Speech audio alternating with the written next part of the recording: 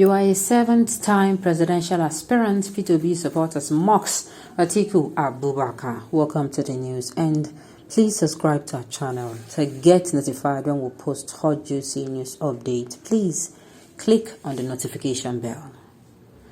P2B Support Network has mocked former Vice President of Nigeria, Atiku Abubakar, as a seventh-time presidential aspirant. The former Vice President and presidential candidate of the People's Democratic Party, in a recent interview with Arise Television, claimed that the Labour Party do not have the political structure to win elections.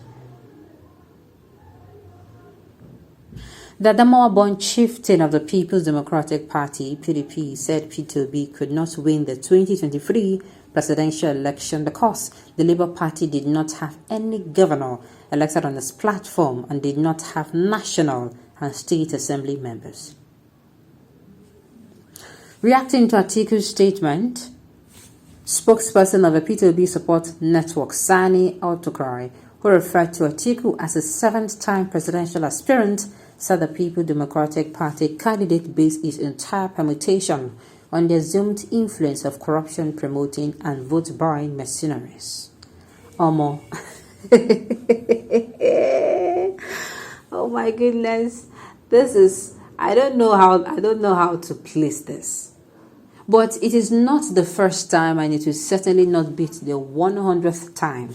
We're going to hear that people, especially the opposition party, refers to as Labour Party as a party that has no structure. And I'm saying, not just me, and I'm saying, why have all of a sudden the almighty People Democratic Party, all of a sudden, why do they keep calling? You know, when you start calling somebody, I want to say, permit me to say, the PDP is so love-drunken.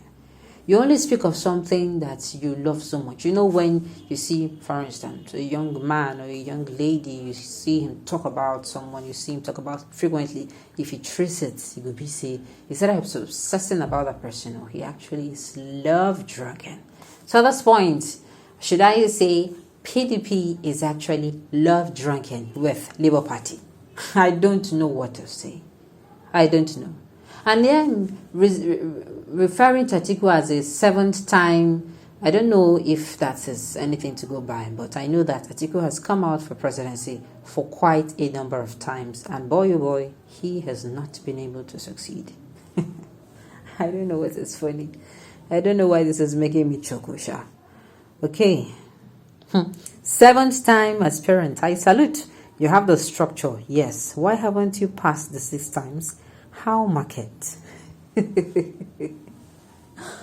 Oh my goodness. Well, if there's anything to go by, this is what happens during pre-election period. A lot of buzz keeps going on. And sincerely, this is not the last of it. We'll keep hearing more buzz. I expect more, in fact. Okay. I swear Obi is a big failure in the South because you people do not have respect for any tribe. You rubbish Atiku and Tinubu Tamutil. Excuse you? What are you talking about? Look, I do not want to believe that there is any candidate from any part of the country that has not been ridiculed or rubbished, like you say. Name it, from Atiku to Tinubu to P2B to someone. People ridicule these people. That is what you get when you step out to the spotlight. In fact, I want to believe somebody like Atiku is even used to it because Atiku has been in the business for a very long time. People who this thing are going to be strained to is, number one, P2B, who is running for the presidency for the first time.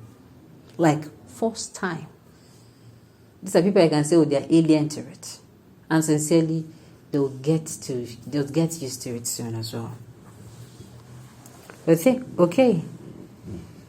If you like it or not, Asiwaju is your next president. Let's wait and see. Asiwaju is the next president. Obi can see one state.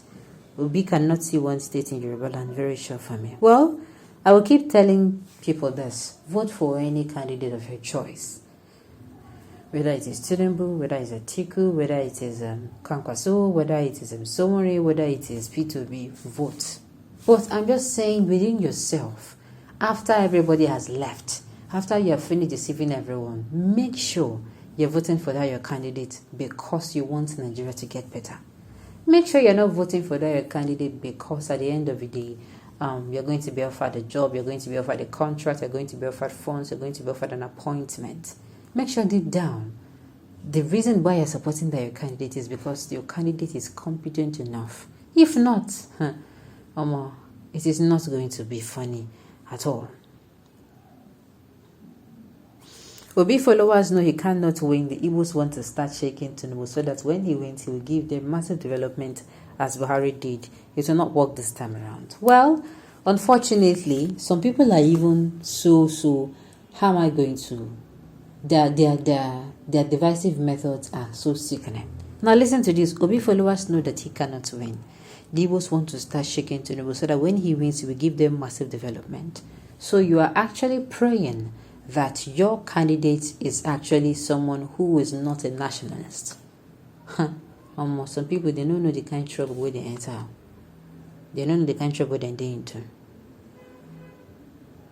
Okay.